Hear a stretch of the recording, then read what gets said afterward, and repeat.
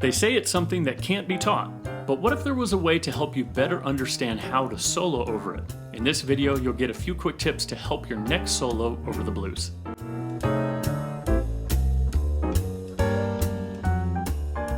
Hi, my name is Jason Klobnak and I'm a jazz trumpeter from Denver, Colorado that helps musicians find a better way to improvise. If you're looking for a quick jazz improv tip that will help your soloing, then you've come to the right place. The blues. It's one of the oldest forms and vehicles used in jazz. There are different variations and types. All of them have some movement from a 1 chord to a 4 chord in some fashion. It's been argued that you can't teach the blues. When it comes to the feeling and the experience, absolutely. Nothing compares to the life you experience and the listening required to really get it. So when it comes to that portion, I completely agree. You can't teach the blues scale. But there are a few things you can do to help when you solo over it. The first one, stop using the blues scale.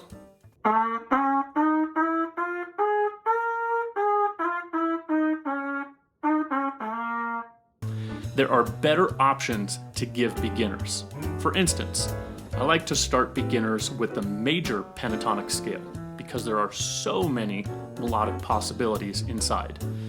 Now take that same scale and lower the 3rd scale degree, and you have something that works like the blues scale, but is much more melodic. The next tip is using that modified pentatonic scale. Use that flat 3rd for emphasis on what some call the blues note on any chord inside the blues form.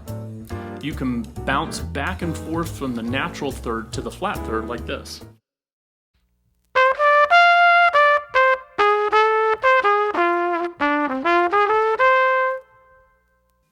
But when you get to the 4 chord, that flat 3rd is now part of the chord. I'm a big fan of using fewer tools while soloing so the ear can take over and the mind takes a little more of a back seat. Your ear, if you've been doing a ton of listening and your life experiences take over, can allow you to play more authentically. The last tip is specific to jazz blues forms, where in the 8th bar, the progression either has a dominant 6 chord or a quick 2-5 that goes to the minor chord in the 9th measure. In my method on targeting, we talk about highlighting and targeting any color or note change that goes outside of the key. This is one of those spots. Whether you see that note as the natural 3rd of the dominant 6th chord or a half step up from the root of the key, if you think in key areas, this note sticks out like a sore thumb. It's also a big indicator of whether you're listening to an amateur skate over the blues with the blues scale or using one scale over the whole thing. So, highlight it. Target it using any one of the various tools covered in the targeting masterclass, which you can check out in a link below. I personally like using one of the diminished ladder tools that targets the minor 2 chord in measure 9, because it allows the melodic line to move forward in 2 and 4 bar phrases. Let me show you what I'm talking about. I'm going to play over a D flat blues and highlight the tips from this video during the solo.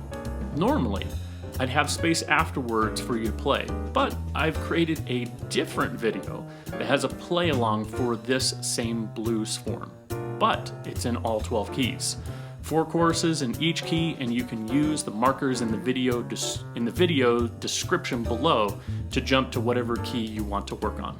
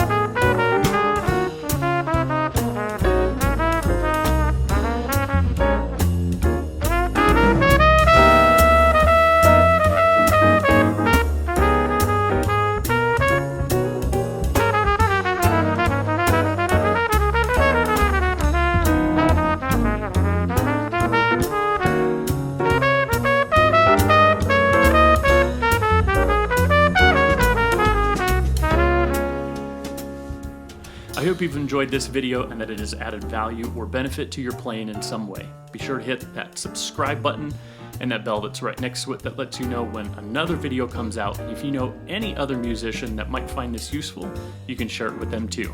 Until then, my name is Jason Klobnak, and I'll see you on the next one.